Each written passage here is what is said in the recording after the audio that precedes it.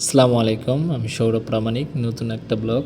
আজকে আমি আমাদের অফিসের স্যারের সাথে তার গ্রামের বাড়িতে যাচ্ছি। একটা ছোট্ট একটা মাহফিল আছে, আর সেখানে আমাদের স্যার গেস্ট। স্যারের সাথে যাচ্ছি সেই গ্রামে ওয়াজ মাহফিল শুনতে।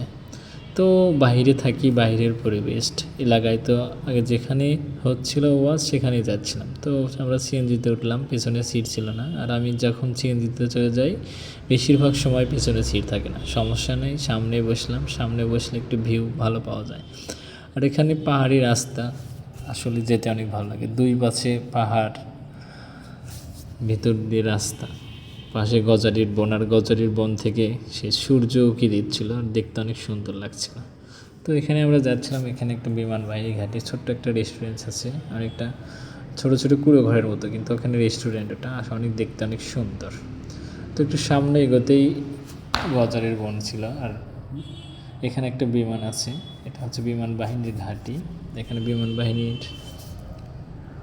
প্রশিক্ষণ হয়, তাদের এখানে থাকে, বিভিন্ন মহড়া দেয়। আর এখান থেকে বনের ভিউটা অনেক সুন্দর, রাস্তাটা আঁকা বাঁকা, উঁচু নিচু, আর যেতে অনেক ভালো লাগছিল। শীতের ভিতর বিকেলবেলা ফুরফুরে বাতাস, তার সাথে সামনে বসে এই গজারির বনের ভিউ দেখা আসলে মুগ্ধকর দৃশ্য। মাঝে মাঝে মনে হয় এই সবুজের মধ্যে হারাই যায়, কিন্তু হারাই গেলে তো হবে না, পেট চালাতে হবে, কাজ তো করতে হবে, হারাই গেলে হবে না শুধু। তো দেখতে দেখতে আমরা চলে আসলাম বাসুলিয়া। আর এখানে পানি থাকলে তো দেখার মতো একটা জিনিস থাকে। পানির উপর যখন সূর্যের একটা ঝিলিক পড়ছিল, দেখতে অসাধারণ লাগছিল। আর এখানে সারি সারি নৌকো বাঁধা আছে। এগুলো যখন পানি হয় তখন এগুলো নৌকো অনেকে ভাড়া করে এই বিলের ভিতর ঘুরে বেড়ায়। আর আমি রাস্তা দিয়ে যাই, তো আর দেখতে দেখতে অভ্যস্ত হয়ে গেছে। তো এখানে নতুন একটা ফিডের ফ্যাক্টরি হয়েছে, অনেকের কর্মসংস্থান হয়েছে। তো যেতে যেতে একটু সময় লাগছিল, আর যেতে যেতে সন্ধ্যাও ঘনিয়ে যাচ্ছিল, গোধূলি বিকেল। অবশেষে আমরা মেন রাস্তায় চলে আসলাম। এখানে আসলে বাসার কথা মনে হয়, কারণ এখান দিয়ে আমি বাসাতে যাই। তো সিএনজি সমস্যা, একটা গ্যাস ট্যাস নিয়ে আবার টাঙ্গাইলে আসে, তারপর ওখান থেকে একটা সিএনজি রিজার্ভ করে আমরা চলে আসলাম ছাড়ে গ্রামের বাড়িতে। তো গ্রামের বাড়িতে এসে খাওয়া দাওয়া করে একটু রেস্ট নিয়ে যাব আমরা মাহফিলে। আসার সময় মাহফিল দেখে যাচ্ছিলাম, অনেক সুন্দর করে সাজাইছিল। আসলে এখনকার মাহফিলগুলো অনেক সুন্দর হয়, আর এটা হচ্ছে কবরস্থান মসজিদের উদ্যোগে আর কি এই মাহফিলটা। আসলে কবরে যারা থাকে তারাই বোঝে কবরের কত কষ্ট। আমরাও একদিন কবরবাসী হব, তখন বুঝবো যে কবরের জীবনটা কীরকম। তো এখানে ওয়াজ মাহফিল হয়েছিল, অনেক লোকজন ছিল, অনেকে ছিল না। আর এখানে অনেক বসার ভালো একটা ব্যবস্থা ছিল, লোকজন ছিল না। জানি সবাই মেলার মধ্যে ঘুরতেছে, আমি জানি।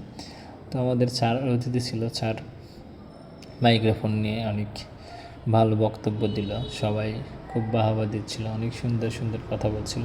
আর ইনি যেখানে বক্তা ছিল এখানে, তার সাথে স্যার অফিস থেকে কন্ট্যাক্ট করে গিয়েছিল। উনি অনেক কোকিল কণ্ঠী, ভালো একটা বক্তা, অনেক কোরআন হাদিসের কথা বলছিল। আসলে শুনতে অনেক ভালো লাগছিল। স্যার তার প্রশংসা করছিল, নিজের জন্য দোয়া চাইছিল, নিজের এলাকা সবার কাছে তার সুস্থতার জন্য দোয়া চাইছিল। অনেক ভালো লাগছিল, কারণ স্যার এখানে প্রধান অতিথি।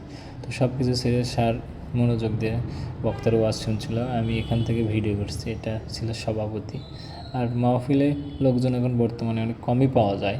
যদি এখানে গানের আড্ডার আসর হতো অবশ্যই লোকজন থাকতো। এখানে ওয়াজ মাহফিলে একটু লোকজন কমই পাওয়া যায়। সেখানে আবার কুয়াশা পড়ছিল, কুয়াশার সে ফোঁড়াগুলো টিপ টিপ করে পড়ছিল।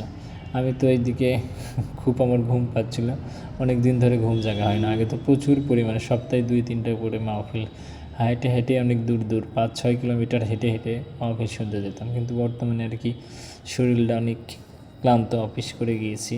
তো দেখতে দেখতে অনেক সুন্দর ওয়াজ করছিল, আর শুনতে অনেক ভালো লাগছিল। দেখতে দেখতে 2 ঘন্টা হয়ে গেল, হুজুর মোনাজাত করে দিচ্ছিল, আর সবার জন্য অনেক দোয়া করছিল।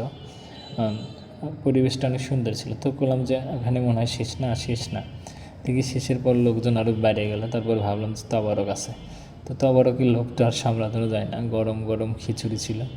তো আমিও হাত পাতালাম, একটা খিচুড়ি নিলাম, নিয়ে চলে গেলাম বাসায়। Good night.